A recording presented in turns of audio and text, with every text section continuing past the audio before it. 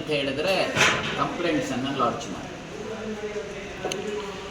ಬಹುಶಃ ಈ ಇದರಲ್ಲಿ ಯಾವ ಕಂಪ್ಲೇಂಟ್ಸ್ ಸಹ ನನಗಿರುವಂತ ಮಾಹಿತಿ ಪ್ರಕಾರ ಇಲ್ಲ. ಕೌಂಟಿಂಗ್ ಆದಮೇಲೆ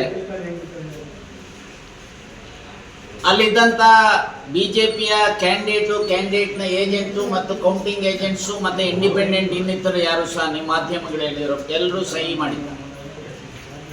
ಕೌಂಟಿಂಗ್ ಸರಿ ಇದೆ, ಇದರಲ್ಲಿ ಯಾವುದೇ ಮಿಸ್ಟೇಕ್ ಇಲ್ಲ. ಸೊ ಹಾಗಾಗಿ ಪೋಸ್ಟಲ್ ಬ್ಯಾಲೆಟ್ ಪೇಪರ್ಸ್ ಸಹ ಮತ್ತೆ ಇನ್ನಿತರ EVMಗಳನ್ನ ಕೌಂಟಿಂಗ್ ತೆಗೆದುಕೊಂಡು ಆಮೇಲೆ ಸೀಲ್ ಮಾಡಿ.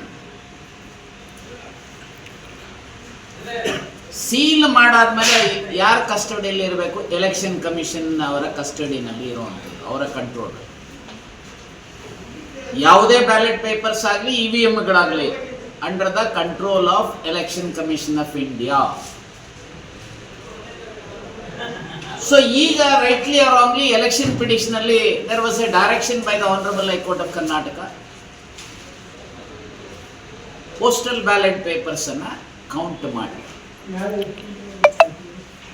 ಪೋಸ್ಟಲ್ ಬ್ಯಾಲೆಟ್ ಪೇಪರ್ಸ್ ಏನು 170 ಎಷ್ಟು ಏನು ಇನ್ವ್ಯಾಲಿಡ್ ಆಗಿದ್ದಾವಲ್ಲ, ಹಾಗೆ ಅದೇ ಭಾರತೀಯ ಜನತಾ ಪಾರ್ಟಿಯ ಎಲೆಕ್ಷನ್ ಏಜೆಂಟ್ ಅಥವಾ ಭಾರತೀಯ ಜನತಾ ಪಾರ್ಟಿಯ candidate and other election agents ಸಹ ಇಲ್ಲ ಸರಿ ಇದೆ ಅಂತ ಸಿಗ್ನೇಚರ್ ಮಾಡಿದ್ದಾರೆ.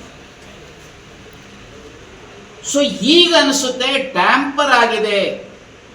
ಮೊನ್ನೆ ಕೌಂಟಿಂಗ್ ಶುರು ಮಾಡಿದಾಗ ಸೀಲ್ಗಳೇ ಒಡೆದೋಗಿತ್ತು ನನಗಿರೋ ಮಾಹಿತಿ ಪ್ರಕಾರ. ಟ್ರಂಕ್ಗಳೇ ಓಪನ್ ಆಗಿತ್ತು. Who should be held responsible? ಚುನಾವಣಾ ಆಯೋಗ ಏನಾದರೂ ಸಹ ಇವ್ರು ಯಾರಿದ್ದಾರೆ, ಯಾರು returning officer or counting officers, ಅವ್ರು ಯಾರು ಆಫೀಸರ್ಸ್ ಅಲ್ಲ ಅಂಡರ್ ದ ಸ್ಟೇಟ್. ಸೊ ಈ ಎಲೆಕ್ಷನ್ ವಿಚಾರ ಬಂದಾಗ they are the officers under the election commission of India, who will be controlled by chief executive officer of state election.